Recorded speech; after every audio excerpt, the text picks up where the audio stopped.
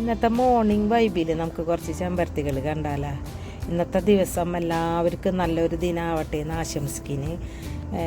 നോക്കിയേ, ചെമ്പരത്തികൾ എന്ത് ഭംഗിയിലാണ് രാവിലെ തന്നെ പൂവിട്ട് നിൽക്കുന്നത്.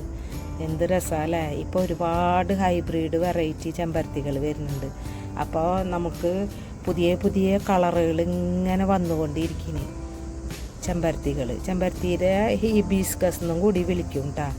പണ്ടത്തെ ആൾക്കാരൊക്കെ ചെമ്പരത്തി ഇലയും പൂവൊക്കെ ഒരുപാട് ഉപയോഗിച്ചിരുന്നു. ചെമ്പരത്തിയുടെ ഇല താളി ഉണ്ടാക്കി തലയിൽ തേക്കാനും, അതേപോലെ തന്നെ ചെമ്പരത്തി പൂവ് ഇലയൊക്കെ എണ്ണ മുറുക്കി തലയിൽ തേക്കാനൊക്കെ ഒരുപാട് ഉപയോഗിച്ചിരുന്ന ഒരു കാലം ഉണ്ടായിരുന്നു. ചെമ്പരത്തിയുടെ ഉപയോഗം കൂടുതലുള്ള ഒരു കാലമായിരുന്നു അത്. ഇപ്പോൾ നമ്മളാരും ഈ ചെമ്പരത്തിയൊന്നും അധികം ഉപയോഗിക്കുന്നില്ല. അത് നാടൻ ചെമ്പരത്തി ആയിരുന്നു കേട്ടോ, ഇതുപോലെ ഹൈബ്രിഡൊന്നല്ല. ചെമ്പരത്തിയുടെ പ്രത്യേകത എന്താണെന്ന് വെച്ചാൽ, പിന്നെ നല്ല വെയിലുള്ളിടത്ത് വെച്ച് കൊടുത്തു കഴിഞ്ഞാൽ അതാ ഇതുപോലെ പൂവിടും. ചെമ്പരത്തി നന്നായി പൂക്കും.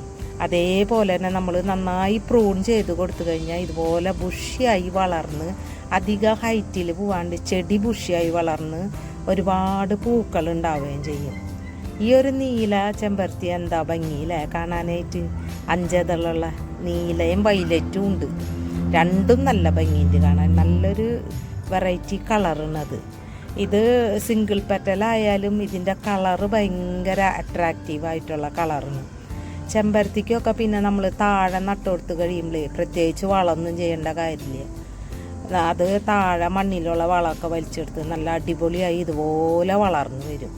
ചെമ്പരത്തി ഇതേപോലെ ബുഷിയായി വളരണമെങ്കിൽ നമ്മൾ കൊല്ലത്തിൽ ഒരു വട്ടം നന്നായി പ്രൂൺ ചെയ്ത് കൊടുക്കുക, വെട്ടി നിർത്തുക. അപ്പോൾ പിന്നെ അടുത്തൊരു മഴയോട് കൂടി ഇതേപോലെ തളിർത്ത് ബുഷിയായി വന്ന് ഒരുപാട് പൂക്കളുണ്ടാവും. പിന്നെ വെയിൽ ഉള്ള സ്ഥലത്തെന്ന് വെച്ചാൽ നന്നായി വളരും. അസുഖങ്ങളും രോഗങ്ങളൊക്കെ കുറയും.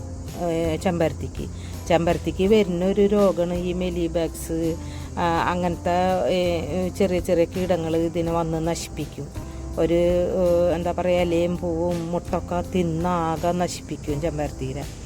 അപ്പം അതിനിടയ്ക്ക് നമ്മൾ എന്തെങ്കിലും സ്പ്രേ ചെയ്ത് കൊടുത്താൽ വേപ്പെണ്ണ അതൊക്കെ സ്പ്രേ ചെയ്ത് കൊടുത്തു കഴിഞ്ഞാൽ അധികം അങ്ങോട്ട് കീടങ്ങൾ വരാണ്ട് നമുക്ക് ഇതിനെ സംരക്ഷിക്കാൻ പറ്റും. ചെമ്പരത്തിയുടെ തൈകൾ പിടിപ്പിക്കാൻ വളരെ എളുപ്പമാണ്. ഇതിൻ്റെ കൊമ്പുകൾ മുറിച്ച് നട്ട് നമുക്ക് വേര് പിടിപ്പിച്ചെടുക്കാൻ പറ്റും. അത് പെട്ടെന്ന് നമുക്ക് വേര് പിടിപ്പിച്ചെടുക്കാൻ പറ്റുന്ന ഒരു ചെടിയും കൂടിയിട്ടാണ് ചെമ്പരത്തി. അതുകൊണ്ട് നമ്മൾ ഇപ്പോൾ എത്ര ഹൈബ്രിഡ് ആയാലും നമുക്കിതിൻ്റെ പുതിയ തൈകൾ പിടിപ്പിക്കാൻ എളുപ്പമാണ്.